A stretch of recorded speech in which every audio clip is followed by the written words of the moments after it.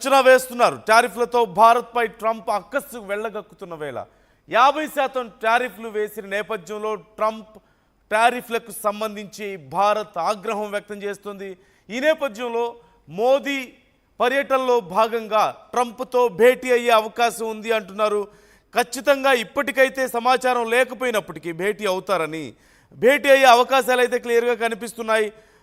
ఐక్యరాజ్య సమితి సమావేశం కోసం మోదీ న్యూయార్క్ వెళ్ళబోతున్నారు. అక్కడ ట్రంప్తో భేటీ అవుతారు అంటున్నారు. అయితే ఇప్పటికే 50% టారిఫ్లు వేస్తున్నారంటూ ట్రంప్ ప్రకటించిన విషయం మనం చూసాం. ఇప్పటికే 25% అమల్లోకి వచ్చిన విషయం కూడా చూస్తున్నాం. ఈ నేపథ్యంలో భారత్తో ఎంతకైనా కయ్యానికి సిద్ధమవుతున్న తరుణంలో పాకిస్తాన్ లాంటి దేశాలు, మునీర్ లాంటి ఉగ్రవాద నాయకులు అమెరికాలో కూర్చొని భారతదేశం మీద అణుబాంబులు వేస్తామని బెదిరిస్తున్న తరుణంలో రష్యాది భారత్ది డెడ్ ఎకానమీ అంటూ కామెంట్స్ చేస్తూ భారతదేశాన్ని చాలా తక్కువ చేసి చూసే ప్రయత్నం జరుగుతున్న తరుణంలో మోదీ పర్యటన ఖచ్చితంగా చాలా కీలకంగా మారింది. అక్కడికి వెళ్ళిన తర్వాత ట్రంప్తో ఖచ్చితంగా భేటీ అయ్యే అవకాశాలు కనిపిస్తున్నాయి. ఈలోపు ట్రంప్కి సైతం క్లారిటీ వస్తుంది ఖచ్చితంగా వచ్చే నెల లోపు అంటే జరుగుతున్నటువంటి పరిణామాలు. మరోవైపు రష్యా అధ్యక్షుడితో శుక్రవారం భేటీ అవ్వబోతున్నారు ట్రంప్. రష్యా అధ్యక్షుడితో మాట్లాడబోతున్నాను అంటున్నారు. చాలా గొప్ప దేశం, ఎదగడానికి బాగా అవకాశం ఉన్న దేశం పాడు చేసుకుంటున్నారు. రష్యా ఇప్పటికే బాగా పాడైపోయింది. భారత్ మీద టారిఫ్లు వేయడం వల్ల రష్యా నష్టపోయిందంటూ ట్రంప్ మాట్లాడుతున్నటువంటి మాటలు మనం చూస్తున్నాం. భారత్ మీద నిజంగా 50% పన్నులు వేయడం వల్ల రష్యాకు వచ్చిన నష్టం ఏంటి? ఏ విధంగా రష్యా నష్టపోయింది? నిజంగా ఇక్కడ నష్టపోయింది అమెరికా. అమెరికాలో ఉన్నటువంటి భారతీయులు నష్టపోయారు, లేదంటే అమెరికా నష్టపోయింది. అంతకుమించి ఏమి నష్టం జరిగింది? భారతదేశంతో బిజినెస్ లేకపోతే అమెరికా కదా నష్టపోయేది.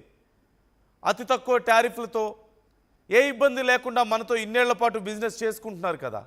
అందుకే కదా ఇప్పుడు వాళ్ళ వ్యవసాయ ఉత్పత్తులు మన మీద రుద్దడానికి ప్రయత్నాలు చేస్తున్నారు. వీటితో పాటు అనేక పిచ్చి పనులు.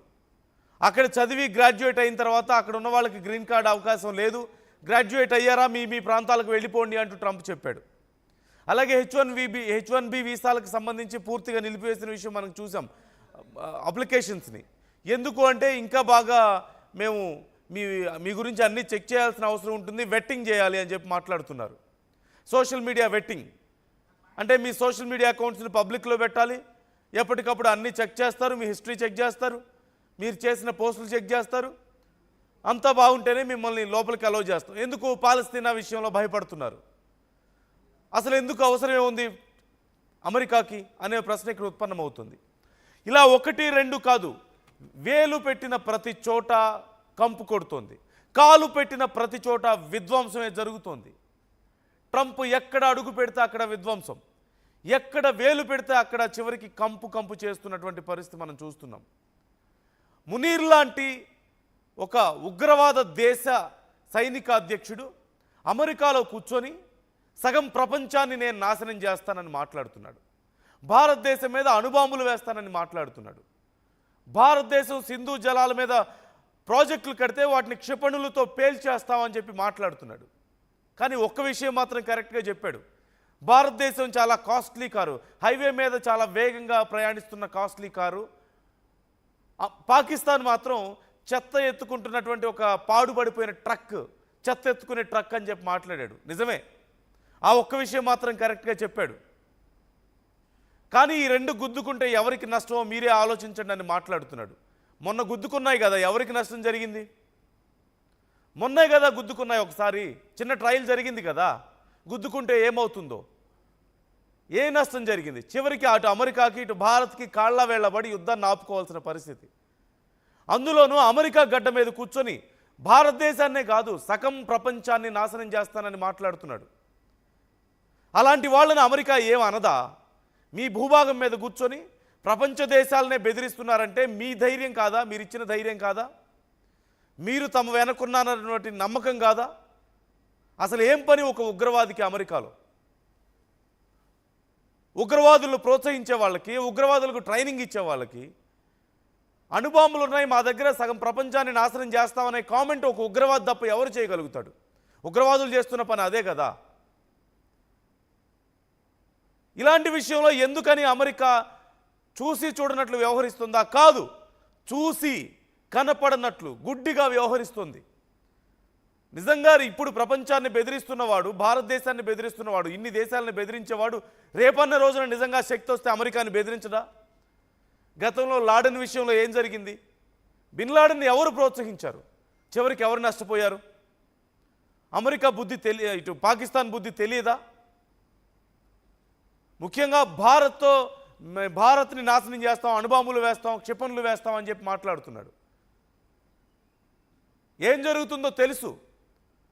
కొంతమంది భారతీయుల్ని మట్టుబెట్టినందుకు, మన భారతీయుల ప్రాణాలు తీసినందుకే ఎంతమంది ఉగ్రవాదులు నాశనం అయ్యారో, ఎన్ని వాళ్ళ ఆర్మీ పోస్టులు నాశనం అయ్యాయో, ఎంతమంది సైన్యం నాశనం అయిందో, ఎన్ని వాళ్ళ ఫైటర్ జెట్స్ పోయాయో, ఎన్ని బేస్ పోయాయో మనకు తెలీదా?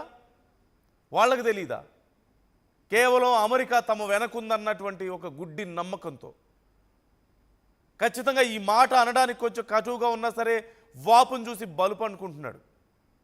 ఇష్టం వచ్చినట్టు మాట్లాడుతున్నాడు మునీర్. మరోవైపు అమెరికా అధ్యక్షుడు సైతం ఇప్పుడు రష్యాతో చర్చలకు సిద్ధమవుతున్నాడు. ట్రంప్ రష్యా అధ్యక్షుడు పుతిన్తో ఏం మాట్లాడబోతున్నాడు, ఏం సాధించాడని చెప్పి ఇప్పుడు చర్చలకు సిద్ధమవుతున్నాడు. గతంలో 50 రోజులు టైం ఇస్తున్నా ఈలోపు గనక దాడులు ఆపకపోతే నేనేం చేస్తానో నాకే తెలియదని మాట్లాడలేదా? ఏం జరిగింది ఉక్రెయిన్ విషయంలో? దాడులు ఆపకపోతే ఏం చేశాడు ట్రంప్? తర్వాత 50 రోజులు కూడా కాదు, ఇంకా సమయం తగ్గిస్తానని మాట్లాడాడు కదా. తర్వాత ఏం జరిగింది? భారతదేశం మీద సుంకాలు వేశారు కదా, రష్యా నష్టపోయింది అంటున్నారు. ఏం నష్టపోయింది? ఇంకా ఎక్కువ బలపడుతుంది భారత్ రష్యా బంధం. భారత్కి ఇంకా తక్కువకి ఫ్యూయల్ ఇవ్వడానికి రష్యా రెడీ అవుతుంది, గ్యాస్ ఇవ్వడానికి రష్యా రెడీ అవుతుంది. ఏం జరిగింది నష్టం? ఏమీ జరగదు. చిన్న చిన్న ఇరాన్ లాంటి దేశాలనే ఏమీ చేయలేక చివరికి వాళ్లతో కూడా చర్చలకు సిద్ధమవుతున్నటువంటి పరిస్థితులు. బ్రెజిల్ లాంటి దేశాలు నువ్వేం చేసుకుంటావో చేసుకో అని బెదిరిస్తే ఏమీ చేయలేక చేష్టలు ఉడిగి చూస్తున్నటువంటి పరిస్థితులు కనిపించట్లేదా?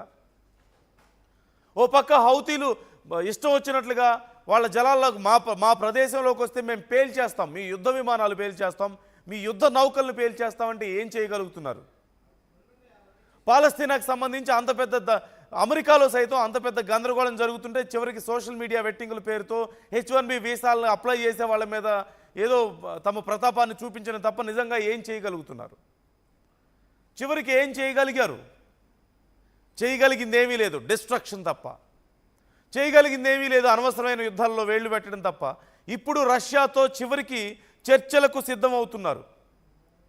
ఏమీ చేయలేక, ఏమీ మాట్లాడలేక, తామిచ్చిన గడువులోపు రష్యా తమ మాట వినక, అలాగని ఏమీ చేయలేక చివరికి చర్చలకు సిద్ధమవుతున్నటువంటి పరిస్థితి మనం చూస్తున్నాం. రేపో మాపో భారత్ విషయంలో కూడా అదే జరుగుతుంది ఖచ్చితంగా. చివరికి భారత్తో బేరానికి రావడం తప్ప చేయగలిగింది ఏమీ లేదు. భారతీయుల మీద ఈ కక్ష సాధింపు చర్యలు ఎక్కువ రోజులు జరిగే పరిస్థితి లేదు. ఇప్పటికే ఉన్నటువంటి సర్వీసులు, భారత్ విమాన సర్వీసుల విషయంలో తీసుకున్నటువంటి నిర్ణయాలు మనం చూస్తున్నాం. అండ్ ఖచ్చితంగా ఒక్క మాట చెప్పాలి, ఒక సైంటిస్ట్ మాట్లాడుతూ, మిచియో కాకు అనే ఒక సైంటిస్ట్, ప్రపంచంలోనే ఒక గొప్ప సైంటిస్ట్ ఆయన. అమెరికాలో ఆయన ఒక సైంటిస్టే కాదు, గొప్ప వ్యాపారవేత్త కూడా, సైన్స్ పరంగా ఇన్వెస్ట్మెంట్స్ భారీగా పెట్టే వ్యక్తి.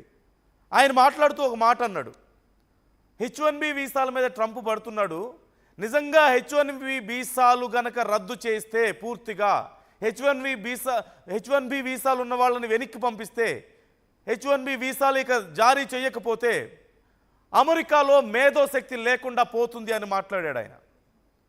బహిరంగంగా కామెంట్ చేశాడు. అమెరికాలో మేధోశక్తి అంతా కూడా H1B వీసానే అంటూ ఆయన మాట్లాడాడు. H1B వీసాలు లేకపోతే అమెరికాలో మేధోశక్తి లేదు. H1B వీసాలు అంటే ఏంటి? మీకు అద్భుతమైన స్కిల్స్ ఉన్నాయా, మా దగ్గరికి రండి. మీకు అద్భుతమైన తెలివితేటలు ఉన్నాయా, మా దగ్గరికి రండి. మా దగ్గర ఇన్వెస్ట్ చేయండి, మా దగ్గర మీ తెలివితేటలను ఇన్వెస్ట్ చేయండి, మీ డబ్బుల్ని ఇన్వెస్ట్ చేయండి అని చెప్పి ఆఫర్ చేయడమే కదా.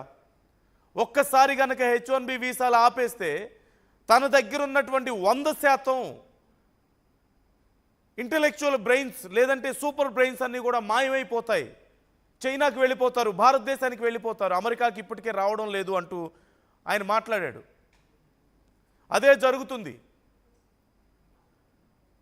అమెరికా ఖాళీ అవుతుంది ఖచ్చితంగా అన్ని రకాలుగా.